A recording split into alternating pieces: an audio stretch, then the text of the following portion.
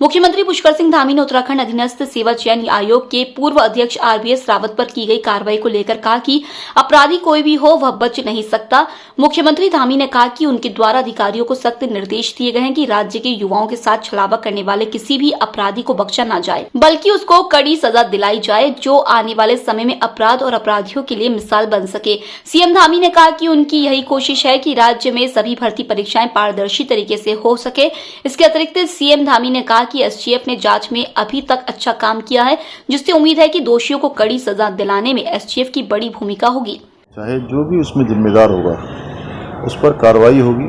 हमारे बेटे बेटियों के साथ जो अपराध हुआ है, जिस प्रकार का धोखा हुआ है, वो किसी कीमत पर भी बर्दाश्त नहीं किया जा सकता है। और हमने कहा है कि अंतिम व्यक्ति जब तक नहीं पकड़ा जाएगा तब तक कार्रवाई चलेगी।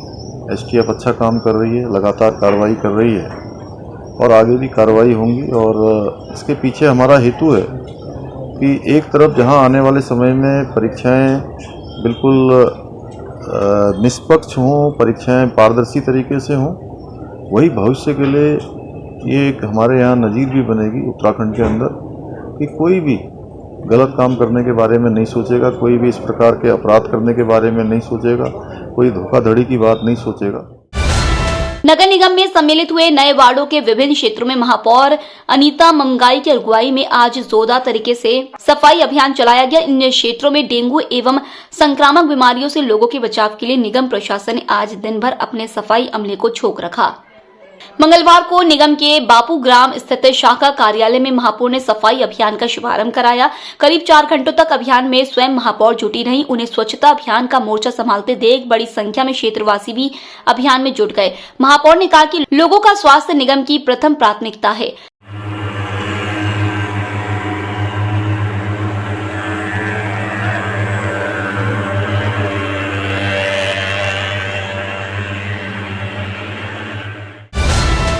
हाल ही में मुख्यमंत्री पुष्कर सिंह धामी का रुद्रप्रयाग दौरा था, जहां उन्होंने क्षेत्र की जनता की बात को सुना और उनकी समस्याओं का निस्तारण भी किया।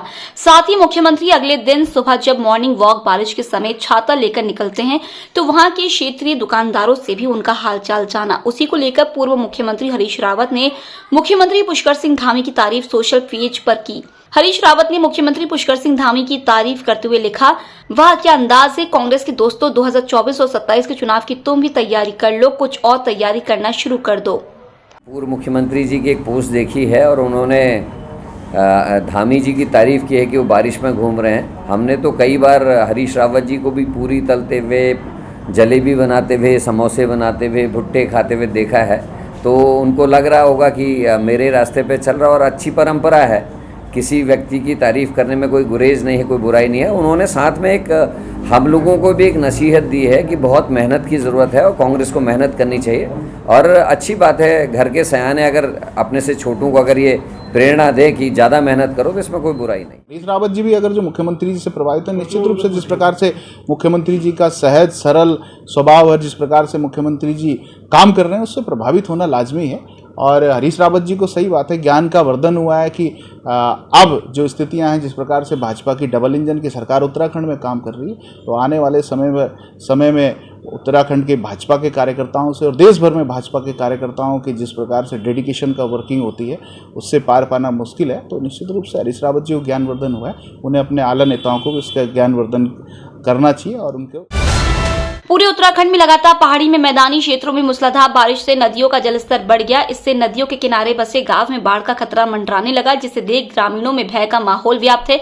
वहीं प्रशासन ने भी नदिया किनारे बसे गांव का दौरा किया। जनता को बचाव के लिए नदी किनारे गांव को खाली करने का भी फरमान जारी किया, जिस पर जनता नहीं प्रशासन व क्षेत्र जनप्रतिनिधियों की ही लापरवाही की पोल खोलते हुए कहा कि यदि प्रशासन सचेत होता तो बरसाती मौसम में नदी के तेज बहाव से पहले ग्रामवासियों की सुरक्षा के लिए नदी किनारे पत्थरों से पिचिंग की व्यवस्था पहले से ही कराते। वहीं ग्राम प्रधान ब्रजेश कुमार ने बताया कि फीका नदी के तेज बहाव के चलते जहां राजपुर गांव को बड़ा खतरा बना है, वहीं किसानों की नादेही चीनी मिल पर भी बाढ़ का खतरा मंडराता जा रहा है। तो सर कोई सुविधा दी नहीं गई है यहाँ पर, लेकिन ये है कि यहाँ पर जैसे जल स्तर बढ़ा हुआ है तो सूचना हमने एसडीएम साहब को दे दी है कि बंदे के लेवल पर जल स्तर आ गया है।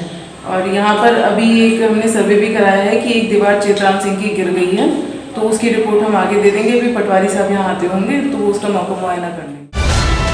कैबिनेट मंत्री सौरभ बहुगुणा की हत्या की साजिश के मामले में पुलिस ने अभी तक 4 आरोपियों को गिरफ्तार कर लिया है, तो वहीं पुलिस इस साजिश की तह तक जाने के लिए लगातार प्रयास कर रही है। पुलिस प्रवक्ता डीआईजी सेंथिल अबुदई ने बताया कि हत्या की साजिश करता 4 प्रमुख आरोपियों को पुलिस ने पहले ही गिरफ्तार कर लिया, लेकिन इस कड़ी से जुड़े हुए अन्य साजिशकर्ताओं पर भी पुलिस की नजर है। साथ ही अगर जरूरत पड़े तो अन्य राज्यों की पुलिस से भी सहयोग लिया जा सकता है, और जब तक हत्या की साजिश मामले में अंतिम गिरफ्तारी न हो।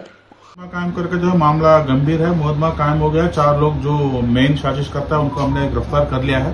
बाकी पूछताछ चल रही है, और जो भी इसमें और कोई लोग इन्वॉल्व है तो उनको भी जो है हम जरूर कठोर से कठोर कार्रवाई हम इसमें करेंगे।